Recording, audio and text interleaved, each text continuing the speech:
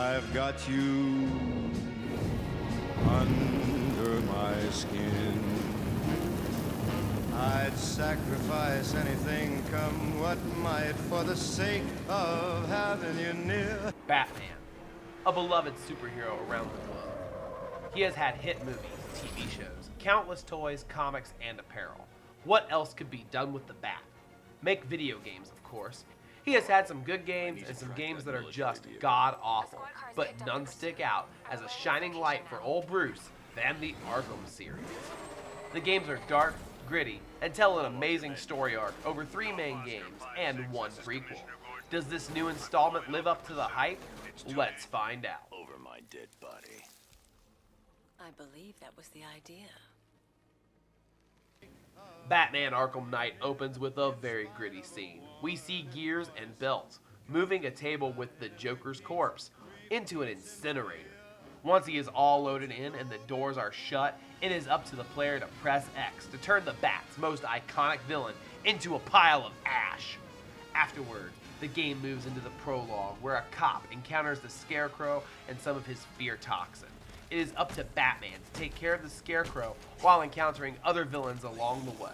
This is all of the story I am going to tell you, because I do not want to ruin anything for you guys, and because I still have a way to go in the game myself. So far, the story is fantastic and feels like it will wrap up the Arkham series very well. But that remains to be seen, so until I can finish the game, I'm going to have to leave the story with a score of 3.5.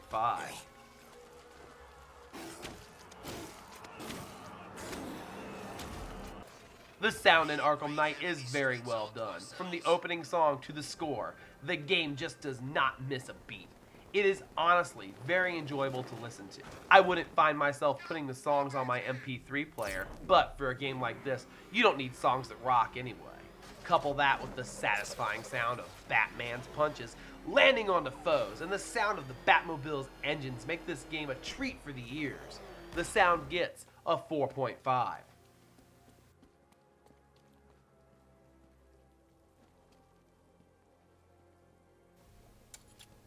The voice acting in this game hits home very well. The game is packed with phenomenal voice actors, which is no strange thing for an Arkham game. We have Kevin Conroy back as the Bat himself, and with a surprise visit from... Spoiler alert, if you do not want to know this, please skip the rest of this segment. Mark Hamill returns to voice the Joker, but only in Batman's mind as he teases and pokes at Batman while reenacting famous scenes from the Joker's past. Oh, don't pass out just yet. Come on, show a little spine. The game also features Martin Jarvis as Alfred. He and Conroy bounce off one another perfectly to show the amazing relationship Bruce and Alfred have. The voices are all just so perfect and well performed, I cannot give the acting a lower score than a 5. Daughter! She's all I've got. I never should have trusted you. Never! The gameplay is fun, but it has some flaws. The way Batman flies across Gotham is wonderful and always fun, and the Predator fights are pretty much the same as the last game. I really enjoy all of this, and they did add the multi-takedowns, but otherwise, there isn't much to mix all of this up. It just feels as if they ran out of steam when they made the Batmobile, which is the biggest problem the gameplay has. The Batmobile is forced on you at every chance they have. The driving is fine, but drifting is awful.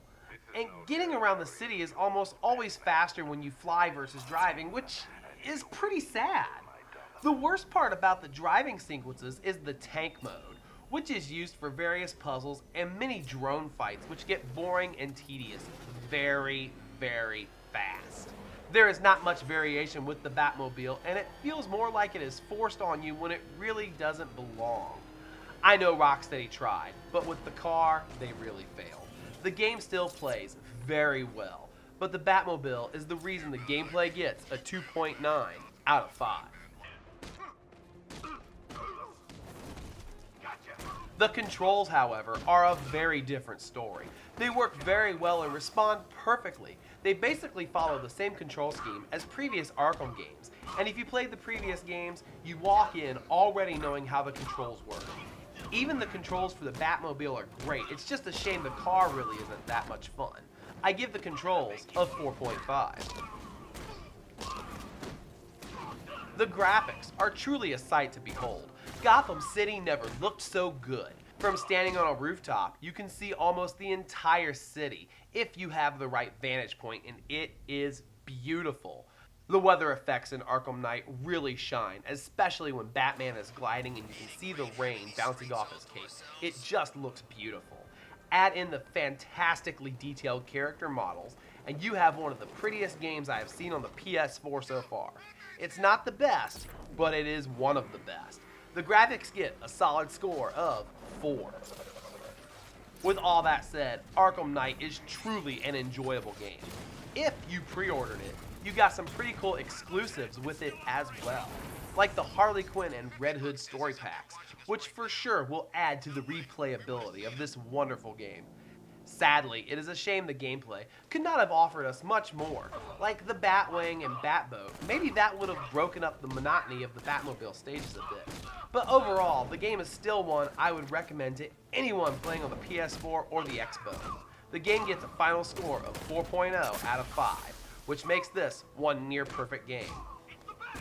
Thank you all so much for watching, and for more game reviews, convention coverage, and all kinds of nerdy stuff, subscribe to this channel and don't forget to click that like button and leave a comment.